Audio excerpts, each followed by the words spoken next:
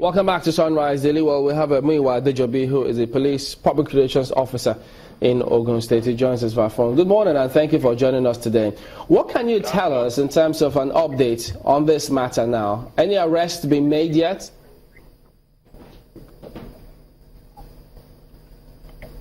Hello? Yes, we can hear you. Go ahead. Yeah, well, we have been able to pick the fleeing pastor dad of Korede Taiwo, the man who changed his voice for more than a month, under allegation of stealing habits, and of course being possessed with the spirit. So we have been able to arrest with the help of members of the Celestial Church of Christ in the area. So of course we have the stepmom, that is Korede Taiwo. We have him as a suspect. We have her as a suspect, but she's having a baby. She's a nursing mother, so we can't detain her. But she's a suspect in this case. The mother of Korede Taiwo is late. Her name is Maureen. She's from Delta State. The woman has 4 children for the pastor, 2 boys, 2 girls, and she divorced the man 2007. After she gave birth to this particular boy, Korede. And they got the pastor, according to the pastor, was called to ministry as a pastor in 2012. He is from Benin Republic and he has been staying in Ottawa a very long time. The man had got married to 2 wives, including Korede's mom, before this came the Taiwo. So altogether, the woman had got married to 3 wives. None of them, apart from this kind of Taiwo, the present wife, we stay with him. And none of the Korede's siblings is still staying with this man. He spread them, he gave them to various people to take care for him. And I think that one is another issue entirely. So presently we have the matter will be transferred to the Department of Criminal Investigation and Intelligence today. We have a special unit anti-human trafficking and child labor unit of that department that will handle this case. People have interest, especially from the office of the First Lady of Ogun State called our office yesterday that the government has interest. And of course, the best thing we can do is to hand over this maybe to Ministry of Women Affairs and Social Development for proper welfare package. And of course, the matter will be charged to court. We are not happy about it. It's just quite unfortunate that issues like this come up and we experience issues like this in our society. But it's quite unfortunate. Nobody has supported the pastor for what he has done. Everybody has condemned what the pastor has done. Even the current members of the Celestial Church of Christ and some other men of God. The AIG in charge of Zone 2, Lagos, AIG Majid Adli, is presently on grant in the state because the new CP has not taken over.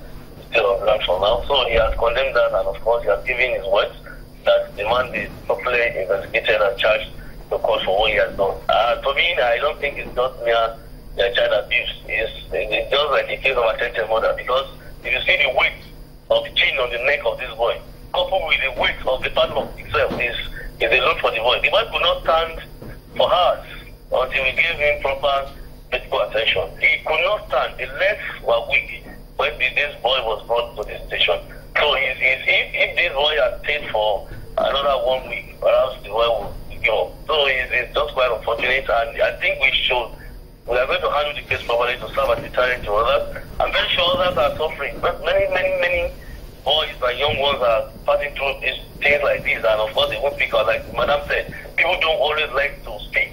And like Fela would say, suffering and smiling. People like to suffer and they smile. They want to inform the police, and that's why we promote cultural impunity. Things happen because when they do it, they believe they can go scot-free, because as part of our culture, as part of tradition, we like to keep quiet on issues like this.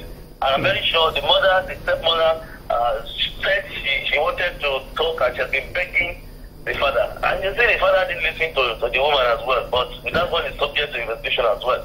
So we as a responsible security institution, the command will do the needful to make sure that justice is the matter, and of course to make sure this case serves as deterrent to others, parents or guardians who may want to venture into a criminal act like this in future. You know, a lot of people, you say there might be others like Korede, and so many other people would like to see how they can help. How did this one come to the open? Well, the neighbor, I think a neighbor in the area that in North Ajibawu community gave a call to the police. He gave a call to police and gave a call to civil defense officials in the district, and they moved to the place. And the boy was met in a room within the premises of the church at Ajibawu in that town, Adult government area. And immediately the father discovered that the father fled immediately, and that's why we were able to bring out the boy and pick the stepmom as well. I'm very sure people in the area have noticed this, because there was a time the father took this boy with a key on his leg to Riverside for spiritual cleansing and what have you.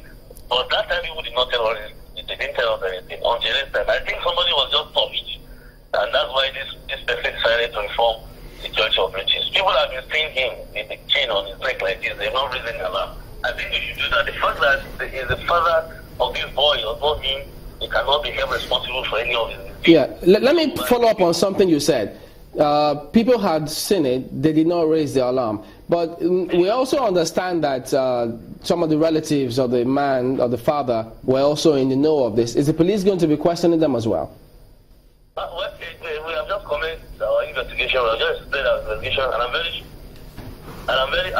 very sure we are going to we are going to widen the scope of our investigation to touch those who are concerned. Everybody involved in this case will be thoroughly interrogated by the police, and of course, we chat to court as when due. So we are mindful of the fact that those who are saying, particularly the relations of the father of this Korede, who have not assisted the police, I think we are going to question them and get more far from them. Even if you don't charge them as suspects, at least you can use them as position witnesses in our case. Okay, thank you for talking to us today, Mr. Adejobi.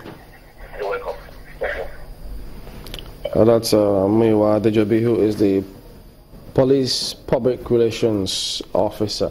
Well, let's get back to this now and then get your response on this one, because when he's talked about the fact that several persons are aware of this case and they don't come to speak, they're going to spread their tentacles. Do you think that this will make a lot of people come up and begin to speak up on several other issues they've been facing?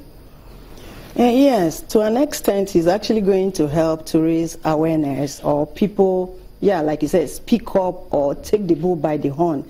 I don't know why Nigerians are very afraid of getting involved in police cases. Once a matter is involving police, they just throw it aside. And someone will naturally say, I'm not done drinking Gary, is going to report a matter to the police. But I'm sure you know one or two of the reasons why they don't like to get involved. I understand, but the truth of the matter is that just like you have your eyewitness account or report, if they are not helping you to do this job, channels cannot be everywhere at every time. You are not God. So it is time for Nigerians to wake up and report. It is thanks to the neighbors that reported this. Otherwise, like the police officer said, in the next 1 week, this boy is going to die. Because the man does not care about what he was doing to the boy. So I believe that this is going to help Nigerians to understand that reporting a matter is just helping the society. It's just helping another person who is under a kind of bondage, and nothing can be done to you because you're helping the society or the humanity. Rather, it is to your own credit. All right, Mark. What do you make of the spiritual angle that was thrown into it? First of all, the man is said to be a pastor, and then he alleged that the boy was possessed. Do you think that those kinds of allegations make people shift back a little? I have to laugh to that, because I understand, by the grace of God, I am into ministry too, you understand, and then I am invited to do 1 or 2 ministry work, and I preach, I read the Bible, I read the Quran. There's no any scriptural background or support to what he's doing. If a child is possessed and you know who you are as a minister of the gospel, what you are supposed to do is to deliver the child spiritually. So it doesn't follow at all that you're using physical means to do spiritual work.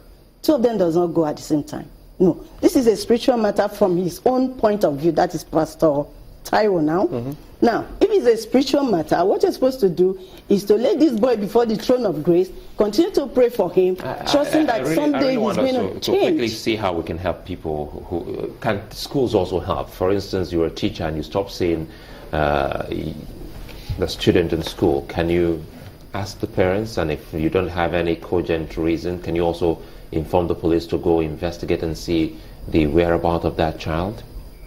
I didn't get your question very well. Perhaps I'm asking if Korede were to be in school, the teachers would have been able to help as soon as they stopped seeing him by asking questions of his whereabouts.